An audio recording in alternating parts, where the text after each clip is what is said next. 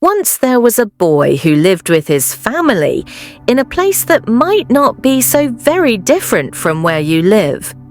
He probably looked more like you than unlike you, and my guess is that you probably like some of the very same things that he enjoyed. His name was Emilio, and in most ways he was very much like other children.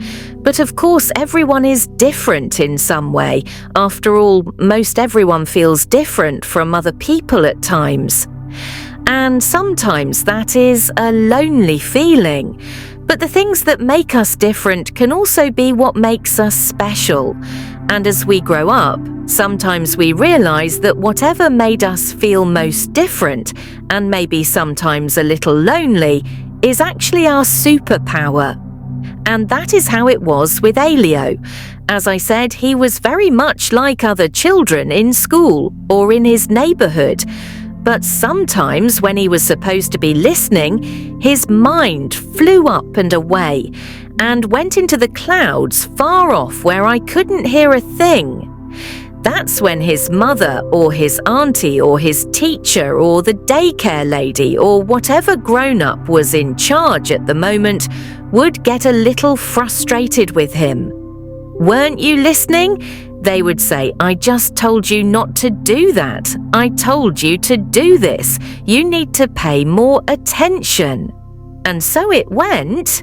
What they didn't know and couldn't understand was that Emilio wasn't trying not to listen. He wasn't trying not to pay attention. And he certainly wasn't trying to make them mad. His mind was just far away, up in the clouds, travelling to way off places that none of them could see. This got Emilio into some trouble, as you can imagine, and sometimes it made him feel bad or sad or lonely. But every day is a chance for us to learn something new. And sometimes, if we try hard to notice, it can even be a chance to learn something new about ourselves. Those are the most special days.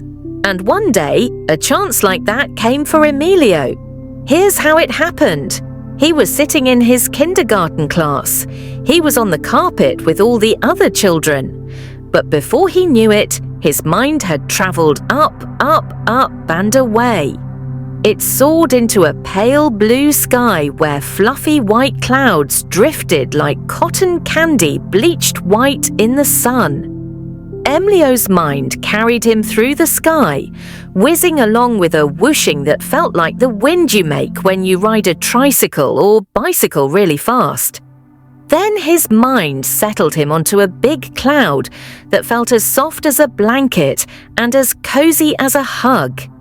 And then it began whizzing along again, taking the cloud with it. Using his mind, Elio turned the cloud and dipped it so that it flew down towards the earth below. Then he lifted the cloud and flew up again above all the other clouds so that he could look down on them all drifting under him. And that's when he had an idea. Maybe he could take his cloud and go somewhere he wanted to go. First, he tried flying his cloud to a beach he had seen in a picture one time. He flew the cloud along pretty fast so that the whizzing wind would blow his hair back from his face, and that felt wonderful. He flew and he looked, and soon he saw the beautiful beach coming into view. It had white sand and turquoise cold water, and it was so pretty that he slowed the cloud almost to a stop and just looked at it for a long time.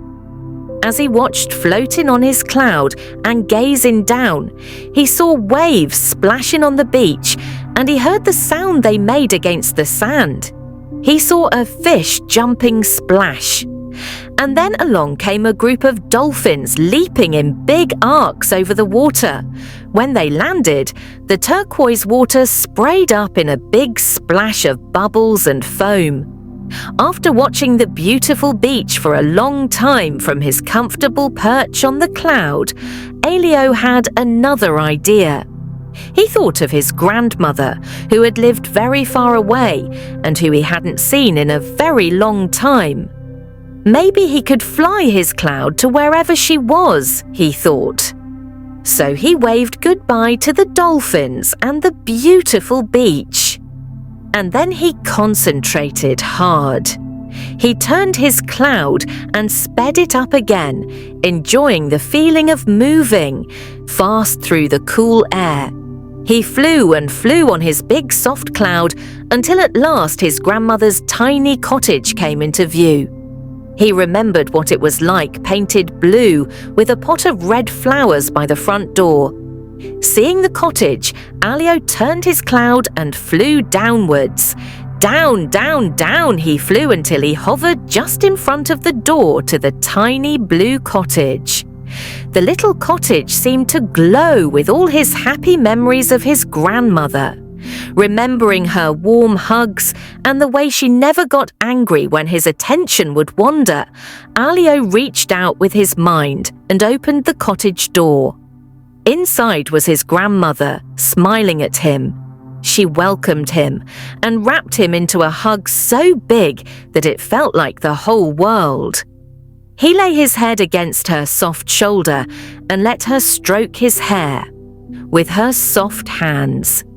He stayed like that, hugging his grandmother and letting her hug him back, just feeling their love wrapping around both of them like sunshine filling a warm day. The two of them were still and quiet, listening to each other's breathing for a long time.